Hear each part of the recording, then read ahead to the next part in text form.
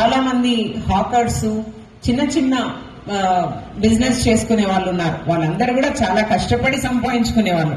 వాళ్ళెవ్వరికి కూడా ఈ ఏరియాలో అన్సేఫ్ గా ఉండాలని ఎవరికైనా ఉంటుందని మేము అనుకోము. సో మాతో పాటు భాగస్వామ్యం కండి. మేము అంటే మనము దేశంలో లేని విధంగా మేము ఈగలు పెట్టుకున్నాము.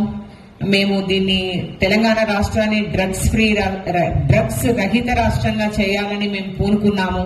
కానీ ఇంత జనాభా ఉన్న ఈ ప్రాంతానికి అందరం కలిసి మనం చేయకపోతే అది పాసిబుల్ కాదని గుర్తించి మీ అందరినీ ఒక చోటికి తీసుకొని రావడమే మేము లక్ష్యంగా చాలా సిస్టమేటిక్ గా ఈ వర్క్ చేశాము. దీన్ని ఇంకా కూడా కంటిన్యూ చేస్తామని మీకు మీ ముందు మేమందరం కూడా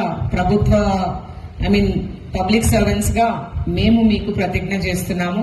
at the end of the day we are here only to serve citizens, but citizens also have to be dutiful is what our expectation is. Me rights తో పాటు మీ డ్యూటీస్ ని కూడా గుర్తించాలని.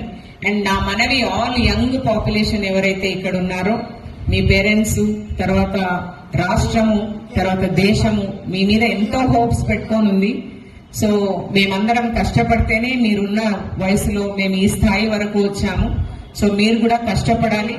ఆ కష్టపడాలంటే చెడు అలవాట్లకు మీరు బానిస అయితే ఏ రకంగా అనుకుంటారు, అది మంచి పద్ధతి కాదు అని నేను వార్నింగ్ ఇవ్వలేను. కానీ బట్ ఇండైరెక్ట్ గా ఐఎమ్ టెల్లింగ్ యూ, మేము వయసుతో నిమిత్తం ఉండదు కదా, చట్టం తన పని తను చేస్తుంది.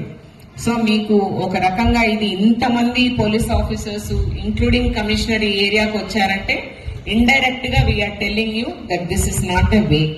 మీరు మారవలసిందే. మీరు మారకపోతే మా పని మేము చేయవలసి వస్తుంది. మా పని మేము చేసే ముందు ఇంకా వీళ్ళందరి సహాయం కూడా తీసుకొని కొంతవరకు మీకు ఇంకా గట్టిగా చెప్పడానికి ప్రయత్నం చేస్తాము. తర్వాత చట్టపరంగా చెప్పడానికి ప్రయత్నం చేస్తాము. ఒకసారి whether you know or not, ఇక్కడ ఈగల్ ఆఫీసర్స్ ఉన్నారు. ఎన్డీపీఎస్ యాక్ట్ పెట్టిన తర్వాత it is such a serious act that to get the bail will become very difficult. Consumer కి ఒకసారి we will try to counsel. Continuous గా మీరు consume చేసి ఏమైపోతున్నారంటే small time peddlers అవుతున్నారు వాళ్ళే. సో అట్లా అయిన వాళ్ళని ఎవ్వరిని కూడా ఇప్పుడు గుర్తించడానికి మాకు చాలా ఈజీ. ఇప్పుడు ఇక్కడ మీకు గుర్తించి ఉండొచ్చు, లేకపోయి ఉండొచ్చు. 3,200 పైచిలుకు కెమెరాస్ ఈ ఏరియాలో ఉన్నాయి. దాంట్లో 70% కెమెరాస్ పనిచేస్తున్నాయి.